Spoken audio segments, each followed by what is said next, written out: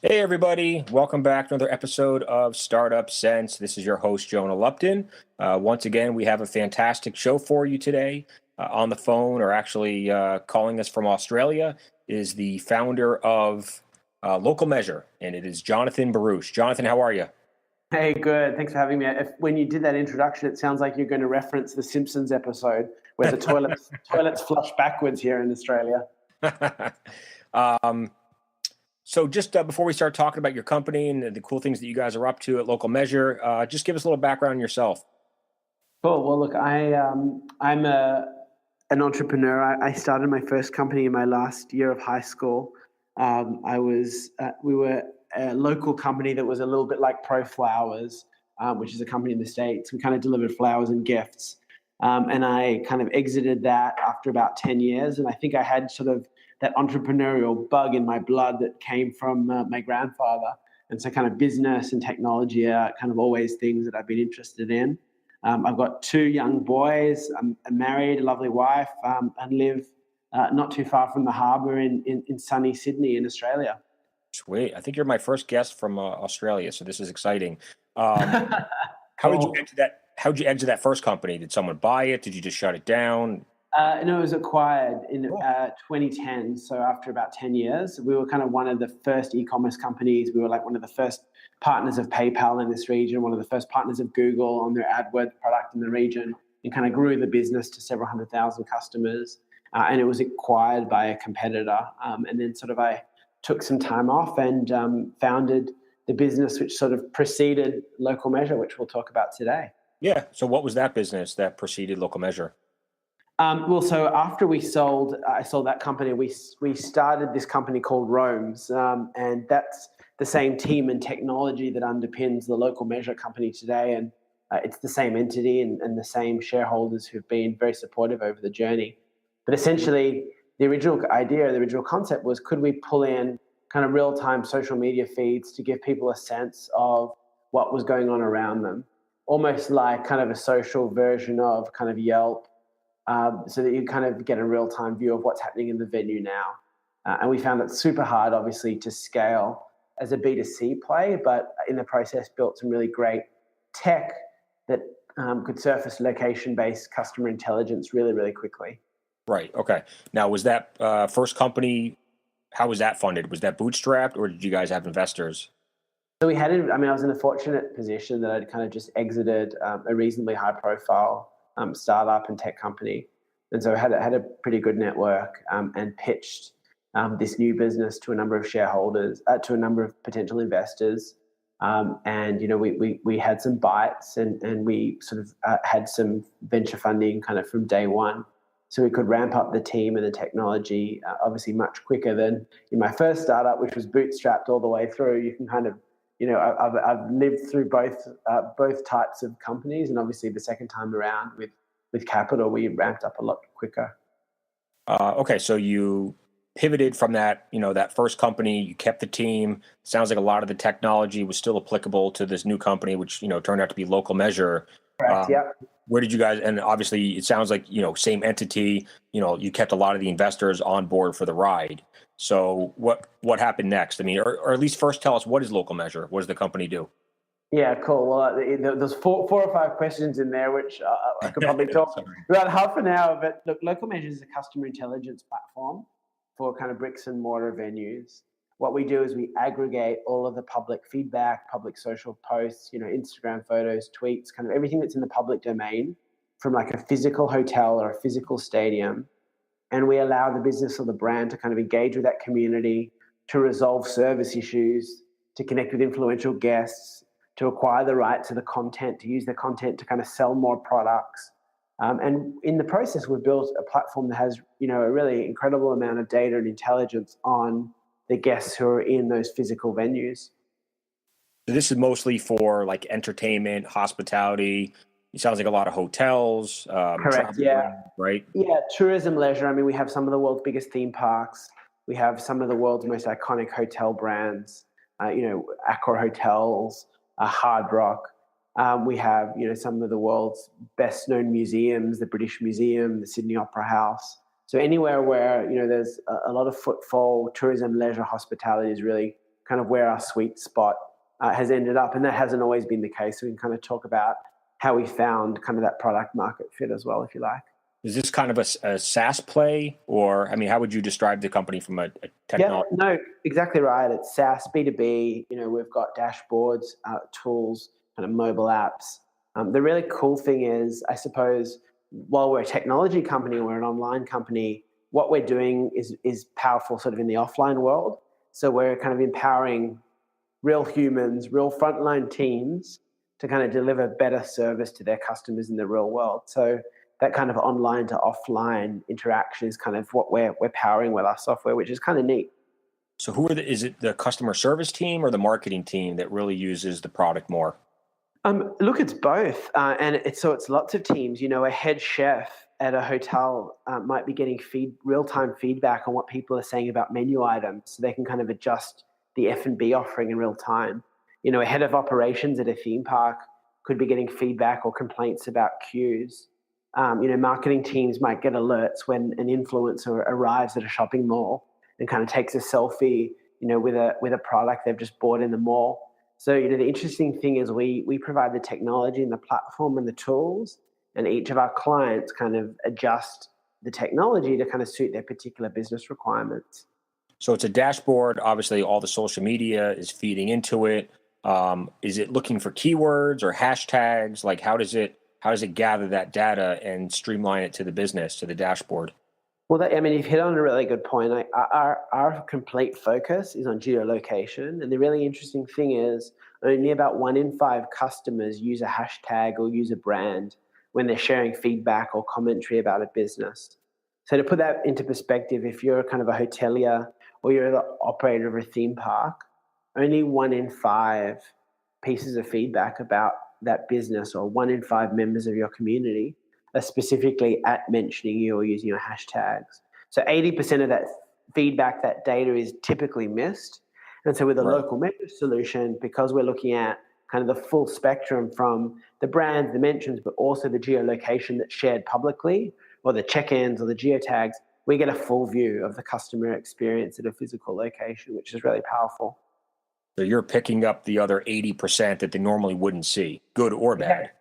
Yeah, that's right. And then that's when you ask kind of where's our focus, our focus really is in tourism and leisure and hospitality, because those industries are so focused on delivering good service that missing 80% just isn't an option for those businesses. It's sort of like trying to run your business with one eye closed. Now, how big, when you first launched Local Measure, I mean, how much time did the team put into building this software before you were able to start going out and acquiring customers? Look, it was really interesting because, as I said, this was kind of born out of a failed B2C play. We already had a lot of the tech in place. So what we ended up doing was slowly building like a B2B interface on top of the platform. And I think as soon as we had like an MVP or something that was good enough to start showing customers, we started giving it to customers. And we even had some paying customers, like small customers, small hotels, small individual outlets, using our software, virtually from day one. And then from there, we kind of refined it over a few iterations until it was good enough.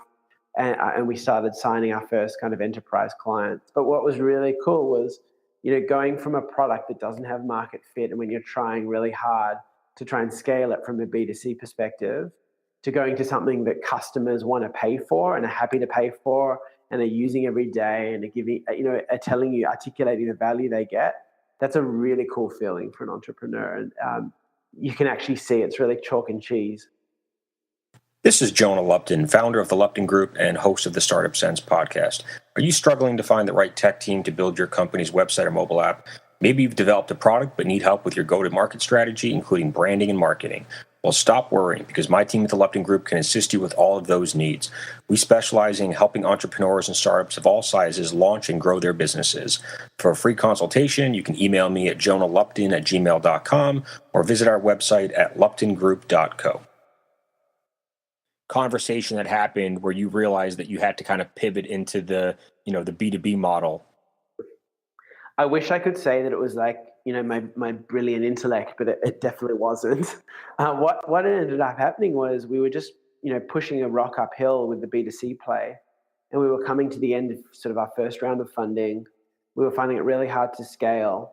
And about that time, we had, 3, 4, 5, 6 really big enterprise brands saying, "Hey, Jonathan, we're not interested in like advertising on a B2C play. We can go to, Facebook or Twitter or, Yelp or TripAdvisor to get much more scale than we can get from your 250,000 people using your app." Yeah. But what is interesting to us is all of the data and analytics and the individuals that you're showing us that we've never seen before.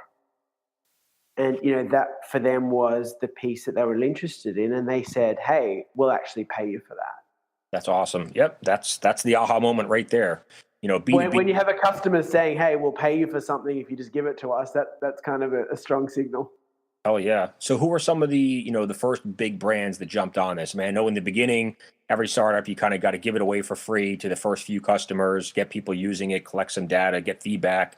But then who did you, once you start going out there and trying to acquire big customers, who are some of the first ones that you landed?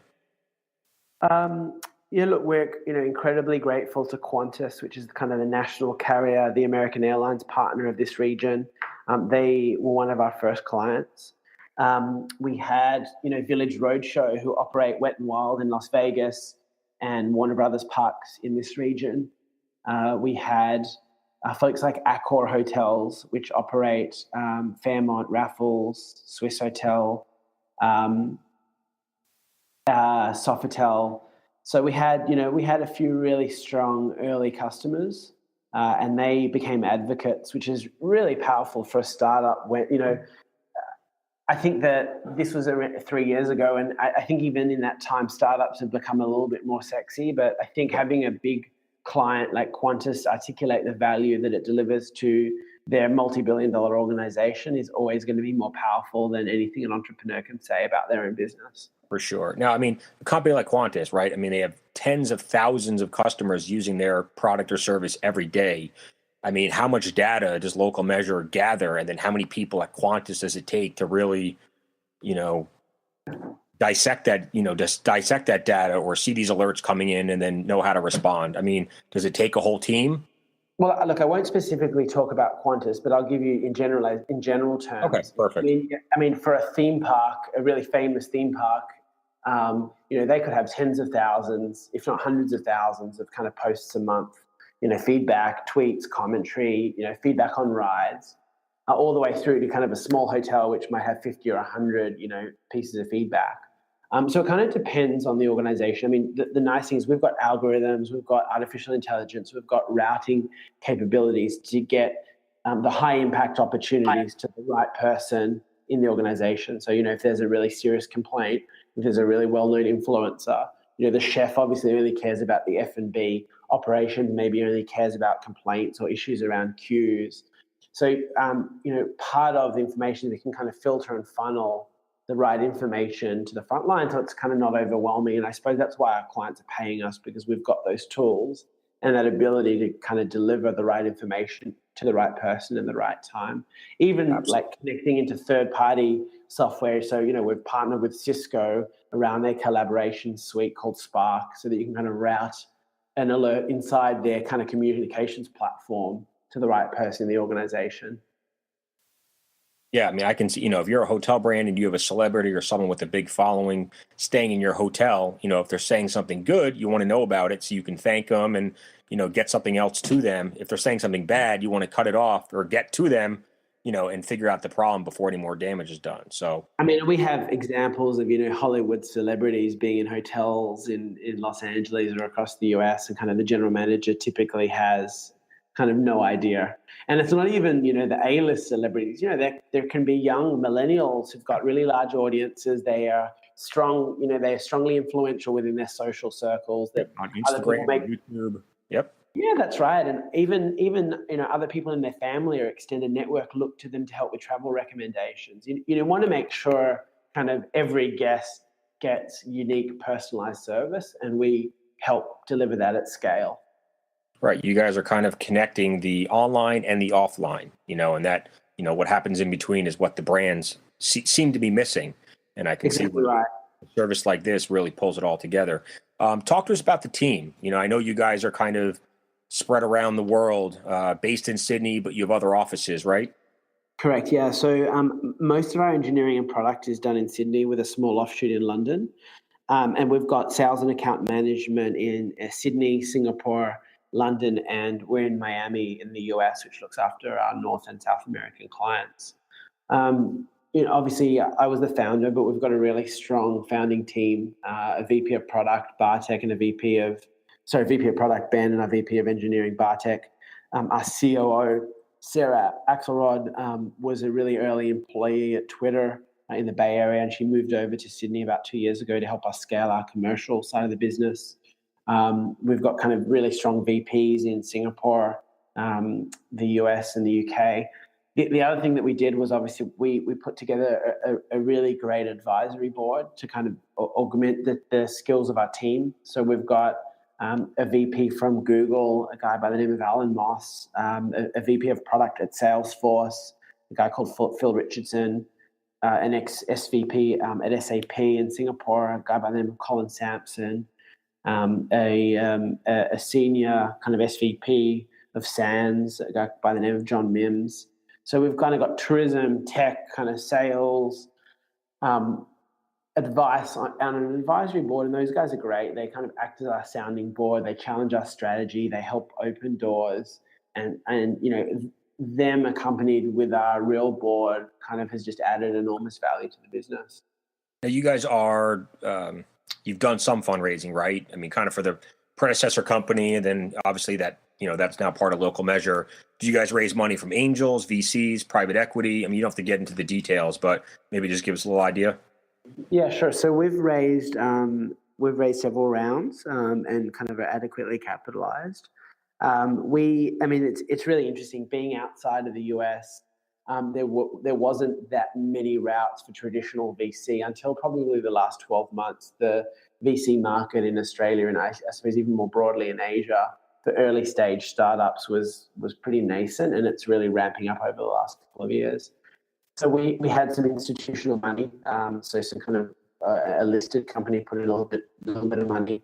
We had some high net worth and some small private equity funds put in money, and the really interesting thing is some of those individuals who've invested have been personally really involved in the business and have like a strong emotional connection to the company and really help us with introductions, even at a dinner party on a Saturday night. They can be found to be pitching our business. So it's kind of extended our PR and kind of sales capabilities because we've had the right kind of angels and individuals helping support the business. Awesome. Now, when it comes to acquiring customers, right, acquiring brands as clients, what was your, what's been your acquisition strategy? Because it's certainly different than B2C. B2B is a totally different ballgame. I mean, was it, going to large, events or conferences? Was it, hiring salespeople and having them making outbound phone calls to, the CMOs and whatnot? What did you guys do? Yeah, that's a great question. It was a new skill for me because obviously my previous startup was B2C sales. Sarah, our COO, obviously came from Twitter and helped build out their mid-market team, which was all B2B. So she's had pretty extensive experience in that B2B sale. We go to market in a few ways. We do have sales teams globally and account management globally. And so those are boots on the ground who are out pitching clients and meeting folks. And as you said, going to events and conferences. We obviously have a marketing and PR strategy, and I speak at events, including a travel tech conference the week before last in LA called Focusrite, where kind of we won the main award, which is the most innovative travel company of the year, which was incredible for a company like us to win. And then we go to market through kind of distribution partners. So in Asia, Singtel, in Australia, Commonwealth Bank, which is a top 10 global bank. In the Americas, we've got a great relationship with Cisco. So we kind of use a number of different channels. You know what? At the end of the day, though, the most effective is actually having your customers advocate for you. And to be honest, most of our businesses come through referrals. Happy customers tell other customers, who then become happy customers who tell other customers. So that's kind of been the biggest learning for us. For sure. How do you guys price your product? So it's a typical SaaS B2B monthly fee based on the kind of the package and the size of the location, anywhere from the hundreds of dollars to the thousands of dollars per location per month, kind of depending on the size. because clearly a famous theme park is going to have many magnitudes of kind of data and activity and usage than kind of a small hotel. So we kind of price it accordingly. Right. Okay. And then how do you guys start acquiring some of the, the smaller brands, the small hotel chain of 3 hotels, or the small restaurant chain with, 5 pizza places? Like, is that ever part of the business model, or are you guys going to really focus on the, kind of the bigger brands? Well, look, to put in perspective, 4 of the 5 largest hotel groups in the world use our software. It's crazy. It's impressive, man. That's really impressive. So they're either using that because we've got global deals or we've got regional deals. So the opportunity for us is just to continue to upsell and cross-sell in those organizations, because the parent companies really have a strong relationship with us. So that's the biggest opportunity. But then in terms of the second and third tier kind of tourism sites, museums, galleries, I think our focus is probably going to be top down. So we get a lot of inbound, and we'll obviously service those. But in terms of the outbound activity, we are going for the bigger groups first. Right. Gotcha. What is the single best piece of advice you've gotten from any of your investors or advisory board members? Anything stand out? Wow. I get advice almost on a daily basis. We're really fortunate that all of our advisors, our board of directors, are really, strongly aligned and really want to help. I think probably the best advice is around building the team and getting the best talent. Our board has been really strong in terms of, finding the right talent, paying them fairly in terms of salary or some equity, and getting the right people kind of on board. And we've done that, and we've built just such a rock star team that, the things that these guys can achieve, in days and weeks, I've never seen before. And so that's been the biggest kind of help to me. And I think one of the biggest parts of our success is that we've just built really good people. And I think that obviously that advice came very much from our board. I mean, like, unquestionably, the number one thing that successful founders give as a reason for their success is having the right people around them, building the right team. But finding the right people is hard. Finding those A players, they're all employed elsewhere, right, before they join your company, because everybody else wants them too. So, how do you get those A players to your team? I mean, is it you networking? Is it the advisory board making introductions? Is it recruiters? Like, what's worked the best for you? Well, look, I think that's definitely the case in San Francisco. It's very hard for a startup to compete when you're competing for talent against some of the world's biggest tech companies. But outside of San Francisco and maybe New York, and then in places obviously like Sydney, there is talent available. And then the way you attract those guys is kind of by having a profile, creating buzz around the company. Clearly, the brands that you can kind of win and that advocate for you help people get comfortable that what you're building is unique and special and going somewhere. You have to do a lot of networking. You're right. Your advisors can often introduce you to good folks. Typically, if you have good team members, they will introduce you to their friends, or people will see the caliber of the people already working for the company and then want to join. Like, good people tend to attract other good people. And so that's why hiring is so critical, because if you kind of hire a bad apple, it can kind of really affect the culture and affect your ability to find other good people. But if you are a little bit more selective and wait and find the right people, they'll attract other high caliber talent. And, the best thing for us is that we've got people inside our company who advocate for the company as well. So if you're thinking about joining Local Measure, and if you are, check out our jobs page, which is on our website, a quick plug. When other people inside the company kind of advocate, that's always really powerful. Perfect. Yeah, I'll make sure that when I post this on the Startup Sense website that I link it back to your jobs page. So I'm glad you mentioned that. What kinds of hiring, mostly what positions are you guys hiring for right now? Is it on the technical side or on the sales side or somewhere else? Look, we will obviously continue to grow our technical kind of our engineering team. I think we have one role open, but we're also ramping our sales and account management team globally. So, we've just put more people into Singapore, Middle East, London. We've got some open roles in the US as well at the moment. So we're hiring pretty aggressively. Awesome. What does your typical day look like? there's no such thing as a typical day if you're an entrepreneur. I start pretty early, so my boys get me up pretty early, and I try and leave home by like 6:30 or 7. Because I am based in Sydney, most of my calls with the US are kind of between 6 a.m. and kind of 10, 11 a.m. in the morning, which is the biggest crossover with the West Coast. My typical day, look, I've got all my product and engineering team in Sydney, so I spend a lot of time with those folks. I spend a lot of time with our account management, making sure we're delivering kind of the level of service to our kind of clients that they expect. I work with the sales team around some upcoming opportunities and pipeline, and I will typically kind of fly around the world to help them with opportunities and presentations as kind of deals get to kind of a mature stage.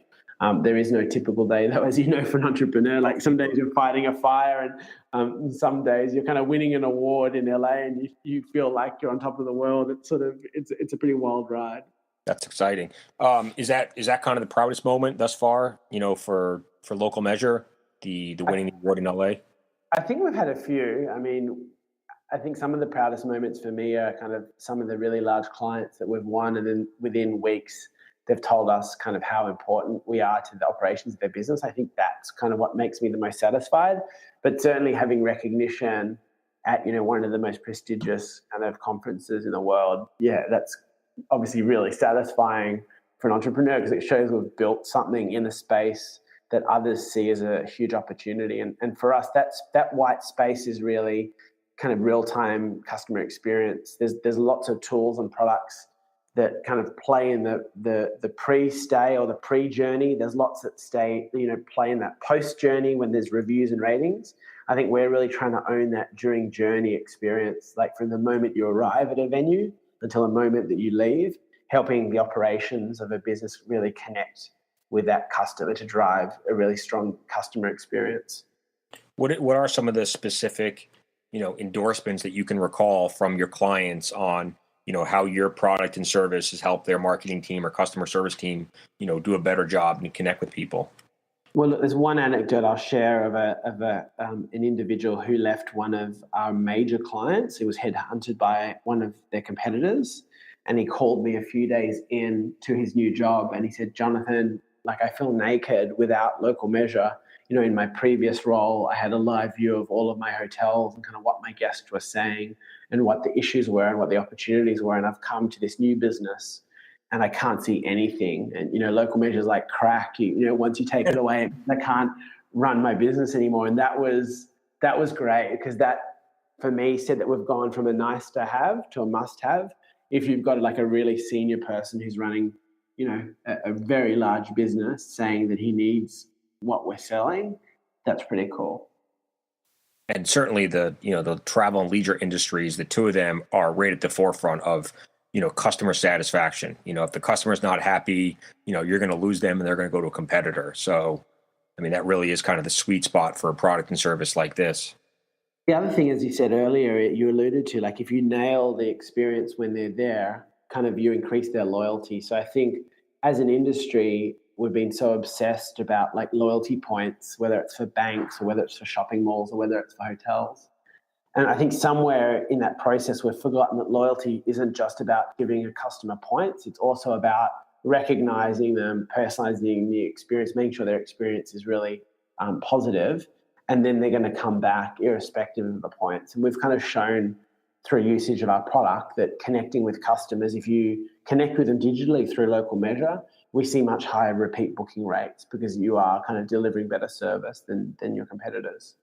Now, you were a very successful e-commerce entrepreneur and now a B2B software entrepreneur. I'm sure you've learned a lot over the last, 10 plus years. What 2 or 3 things can you share with the audience? What advice would you have for, someone else looking to take an entrepreneurial journey in the near future? Yeah, look, I think obviously, as we've said, finding a great founding team, finding great advisors to kind of help you on your journey. In my personal experience, I like making revenue. I like the validation from a customer who's prepared to pay you for something. I think that helps you with your North Star. It's really hard to run a business from your gut, but when a customer opens their checkbook and pays you for something, you kind of know you're going in the right direction. And so I think that's, for me, going from B2C to B2B, I think that B2B space, it's much easier to get validation quickly. I think the other thing that we've learned is we bring stuff to market really quickly, and we test it and we see what the customers' reactions are. And I think the quicker we do that, the more successful we are. When we slow down and we do bigger releases, we're less successful. So I think that speed and agility is kind of something that is really important for an earlier stage company. Was there any feature that you guys, originally built into the software that really didn't get used by the client? Yeah, all the time. And then, it is painful, but our product team always say, like, if it's not being used, let's kind of cut it and let's focus on the things that are being used and kind of make that stronger and stronger. Right. We'll wrap up with this last question. If you could be mentored by anybody, who would it be? Oh, wow. If I could be mentored by anybody. I think it sounds like you already have a great team around you. You have great advisors, so you're probably getting a ton of mentorship already. Well, but we have great mentors, and I mean, from our chairman, who is a guy by the name of Kim Jacobs, who's an investment banker, to the advisors that I mentioned. I've got the best mentors that an entrepreneur could ask for, because they've got a diversity of skills. So I think the advice I would give is try and find mentors who've got complementary skills. I've got kind of investment banking, sort of sales and marketing, product and technology, and an individual who has hospitality and tourism, so domain specific to the industry that we're in. So for me, that's been the most valuable, that I can call on their expertise in the specific domain. So if we're raising capital, I go to my chairman. If I've got a kind of a product issue that I can't crack, we go to kind of Phil from Salesforce, who kind of helps me think through the problem. So we've just got a really good group of people, and I'm really fortunate with the mentors that we have. I wouldn't ask for any others. We'll end it there. I know you have a big client meeting coming up in a few minutes. So I want to give you, plenty of time to prepare for that. So, but I want to thank you for coming on. Our first Australian guest. Wonderful. Great chatting with you and learning more about the company. What's the best place for anybody to find you online? So I'm on Twitter at jbarouch, JBAROUCH, or our website is localmeasure.com. So that's localmeasure.com. Perfect. Well, thank you so much, man. Good luck with that client meeting in a few minutes, and I look forward to staying in touch with you. And obviously, feel free to come back on the show anytime you want. Good. Hopefully not your last Australian interview. Thanks for having me. You got it, man. Have a good night. Take care. Thank you. Bye.